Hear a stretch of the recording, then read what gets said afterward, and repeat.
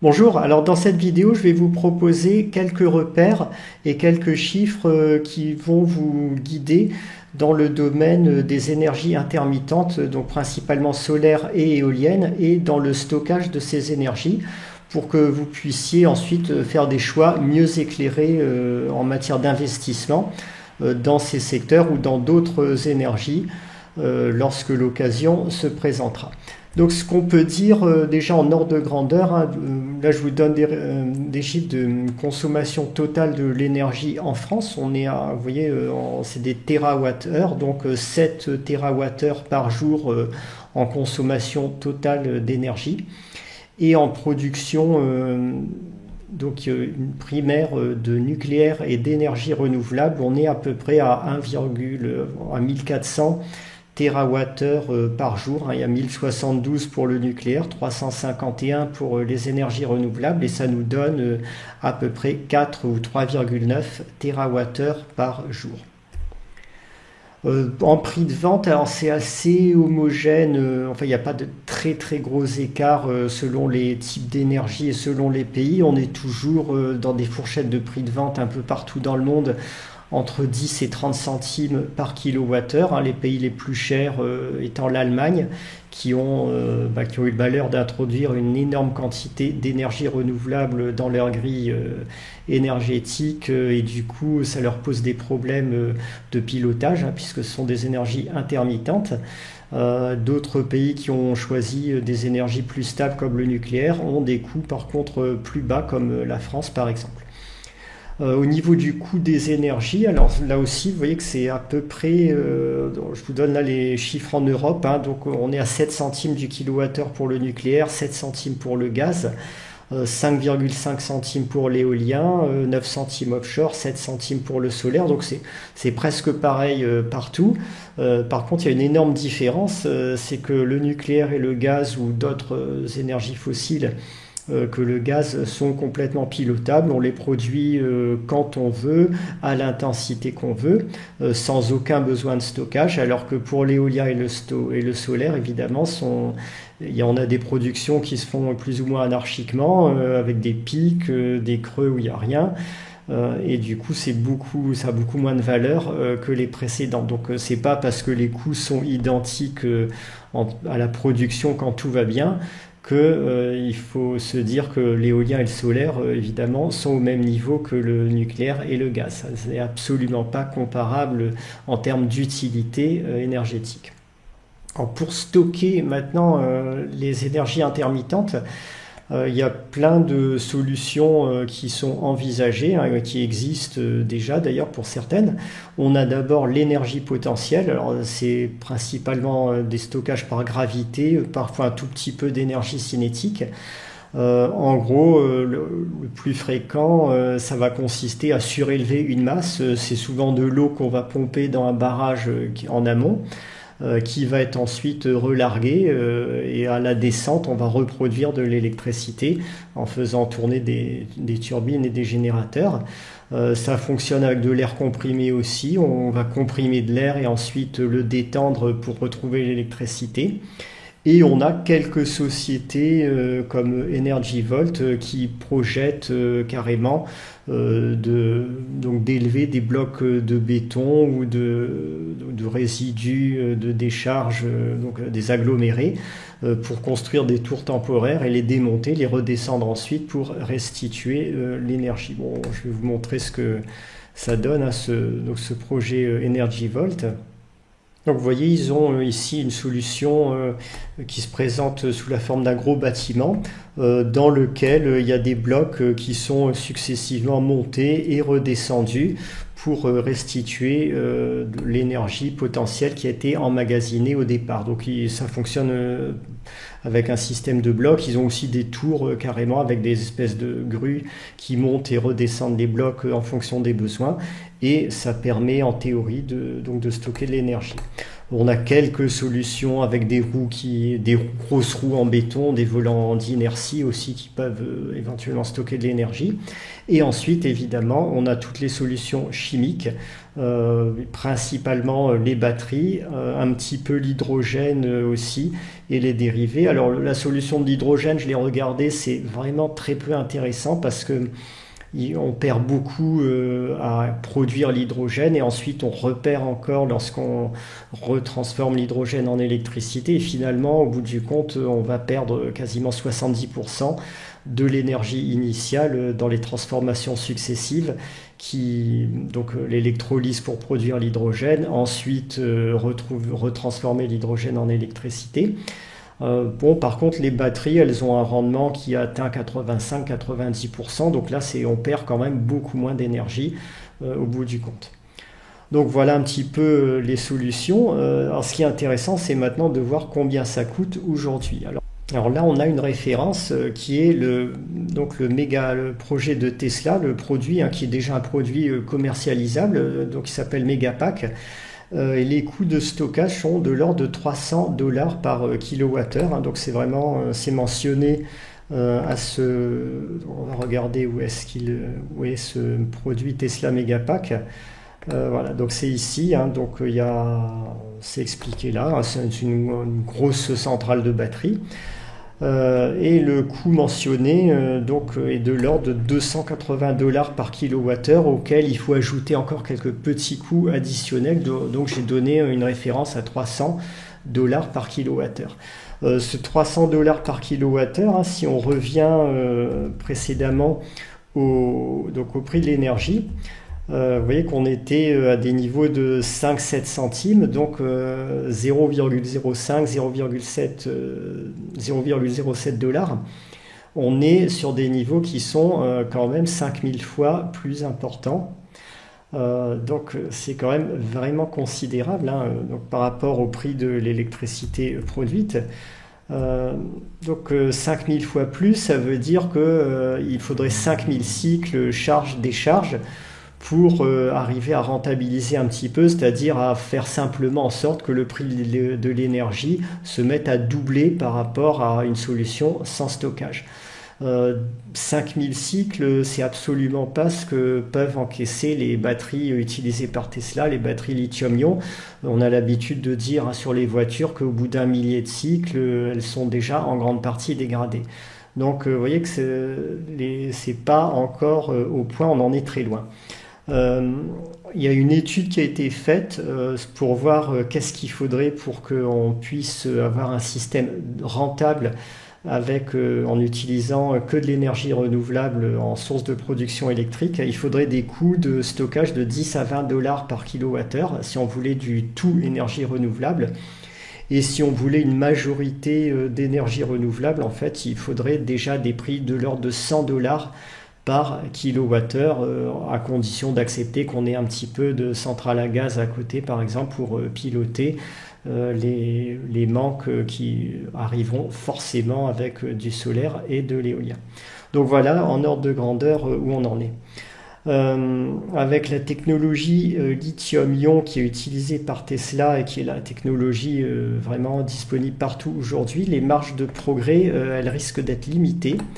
Donc il y a eu des études qui ont été faites là-dessus. On va regarder ça un petit peu. Je vais zoomer un peu sur les graphiques.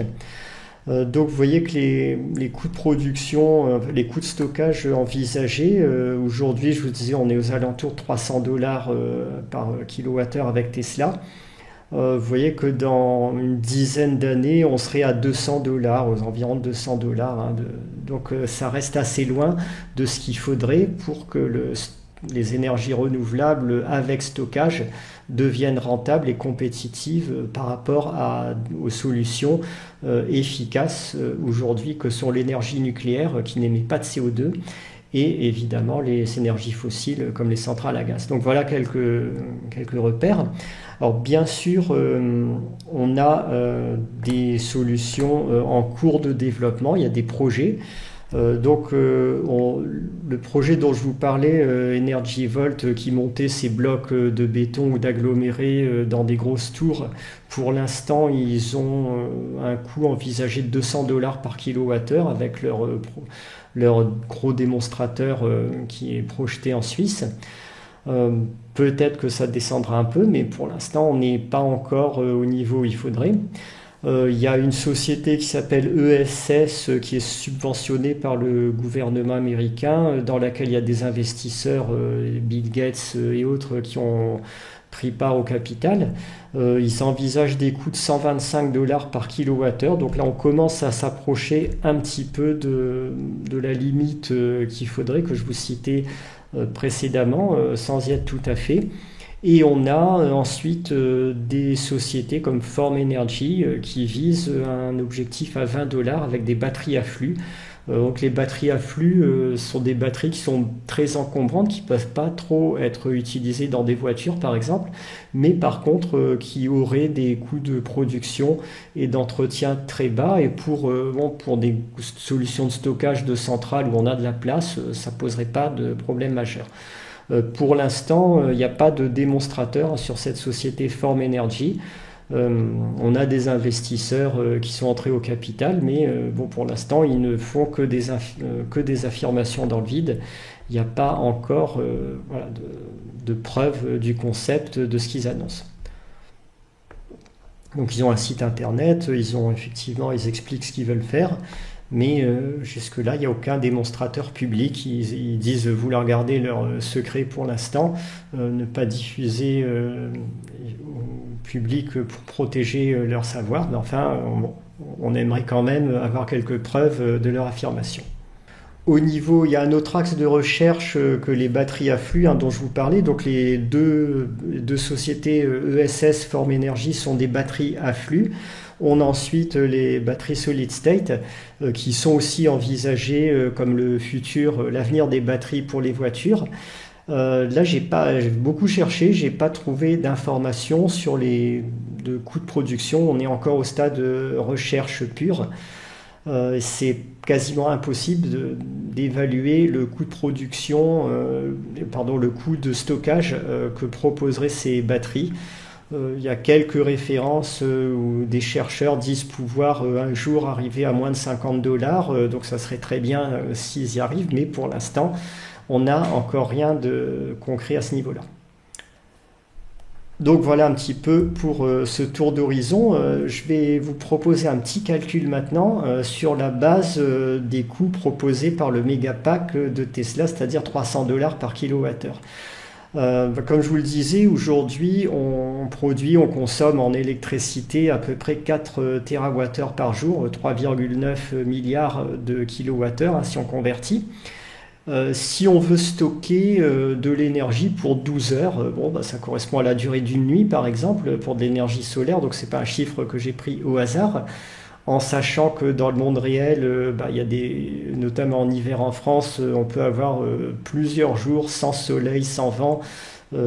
Donc ça sera certainement pas parfait, mais enfin on peut dire que 12 heures c'est déjà un bon début qui permet de couvrir une partie significative des besoins avec un mix énergie renouvelable et autres énergies qui seraient pilotables. Donc si on prend 300 dollars par kilowattheure, qu'on a besoin de stocker pour 12 heures 1,95 milliard de kilowattheures, ça va coûter quand même 585 milliards, donc ça fait pas mal, ça fait 8500 euros ou dollars, peu importe, par français. Et cet argent, il serait probablement, en tout cas dans l'état actuel des choses, à renouveler tous les 4 ans, puisque 4 fois 365, ça fait quelque chose comme 1400 et quelques. Et 1400 cycles, les batteries de Tesla ont déjà du mal à les encaisser. Elles se dégraderaient, il faudrait sans doute les remplacer. Donc ça ferait un coût de 8500 euros tous les 4 ans. Je pense qu'à ce niveau de coût-là, il y aurait déjà quelques gilets jaunes dans les rues qui ne seraient pas très contents de ce genre de facture, et ils auraient bien raison. Après, si en plus de ça, on veut convertir en électrique tous les transports et qu'on veut chauffer tous les logements à l'électricité aussi pour ne surtout pas brûler d'énergie fossile, c'est 8 500 € ou dollars, il faudra presque les doubler en fait. Ça va passer à 15 000 ou 16 000 et là ça commence à faire vraiment beaucoup, beaucoup, beaucoup. Donc si on passe à 100 dollars, on divisera par 3. Le chiffre de 15 000, il deviendrait 5 000, mais 5 000 tous les 4 ans, ça fait quand même, là encore, ça reste cher, donc il faut voir ce que l'avenir va réserver au niveau de ces batteries. Est-ce qu'elles pourront encaisser beaucoup plus de cycles? Est-ce que vraiment les coûts de stockage vont dégringoler? Pour l'instant, c'est pas clair du tout encore. Alors, ce que je voulais vous dire aussi en conclusion, qui est important à noter, maintenant on va parler d'investissement, pour ceux qui voudraient investir dans les éoliennes ou l'énergie solaire. Alors, il faut bien voir que ce sont c'est pas des énergies, ce sont pas des secteurs totalement innovants, secteurs de rupture. Moi, je dirais que l'industrie éolienne et solaire, c'est une industrie mature. Alors, pourquoi? Parce que fabriquer des panneaux solaires, on sait déjà faire et il y a assez peu de chances d'avoir des innovations radicalement innovantes là-dessus. Il faut voir que le rendement d'un panneau solaire, le rendement théorique maximal est aux alentours de 30-35%. On est à 20-25% aujourd'hui. On peut envisager de faire un petit peu mieux, on peut envisager d'améliorer les coûts de production aussi. Au niveau des éoliennes, c'est un peu pareil, hein, le principe est connu, on sait faire. Après, ce sont des gains d'échelle, on va faire des éoliennes de plus en plus grandes. Là en Chine, vous voyez, les projets les plus grands font 242 mètres de haut. Donc ça, c'est des éoliennes vraiment géantes, mais on arrive un peu aux limites du système parce que plus on va monter haut, plus ça va poser de problèmes de structure et après les économies d'échelle vont finir par disparaître. Il y a une autre chose importante qu'il faut noter, c'est que les gains possibles en prix de revient d'électricité sur le solaire et sur l'éolien, ils sont assez minimes par rapport au problème du stockage. Rappelez-vous ce que je vous disais, produire de l'électricité solaire éolienne quand tout va bien, ça coûte aujourd'hui 5 à 7 centimes par kilowattheure. Et stocker ces kilowattheures, ça coûte 5000 fois plus, quasiment, ça va coûter 300 dollars. Donc les gains vraiment importants, ils sont à réaliser sur le stockage beaucoup plus que sur la production d'électricité, qu'elle soit éolienne ou solaire.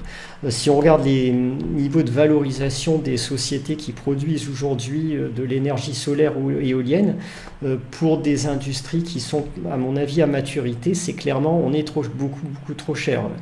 Là, vous avez une société qui s'appelle First Solar au Nasdaq et c'est la moins mauvaise encore dans le secteur.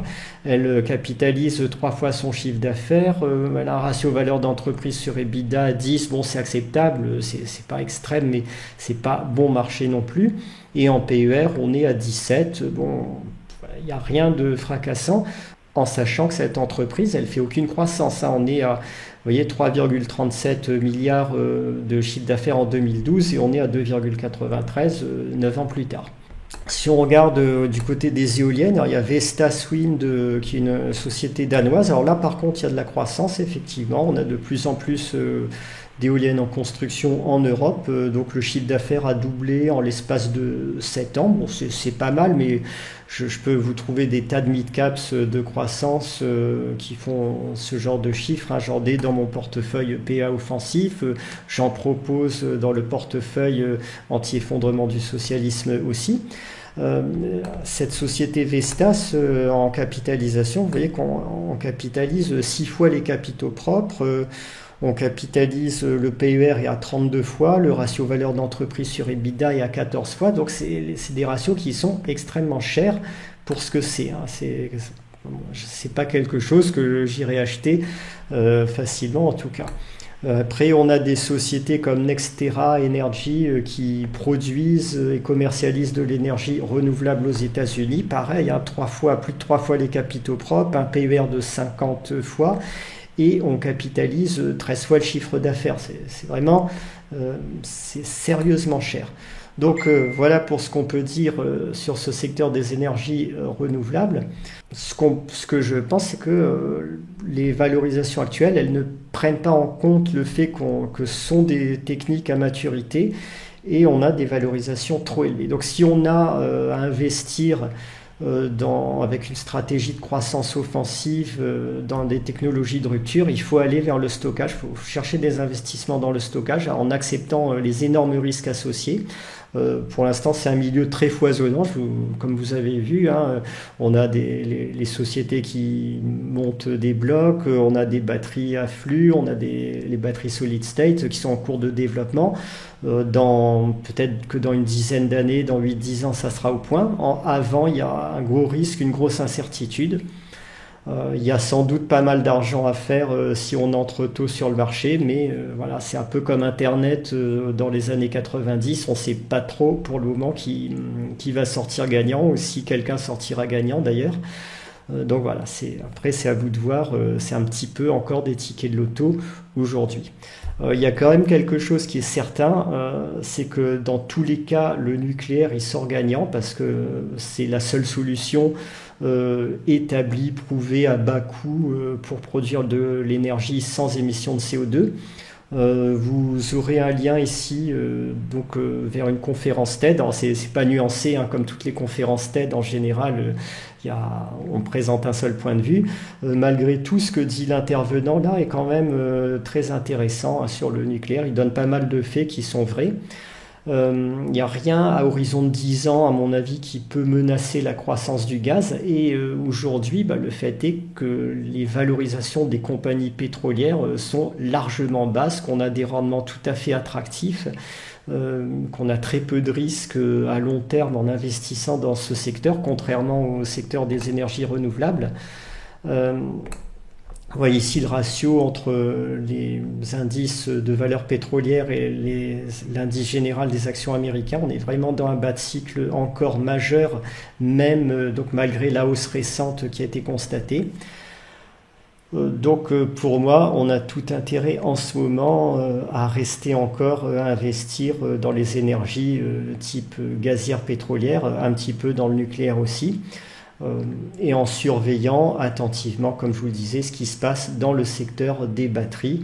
Il faut évidemment avoir un œil là-dessus. Hein. C'est sans doute une technologie d'avenir dans laquelle il y aura beaucoup d'argent à gagner. Mais bon, pour le moment, c'est encore peut-être un petit peu prématuré à mon avis.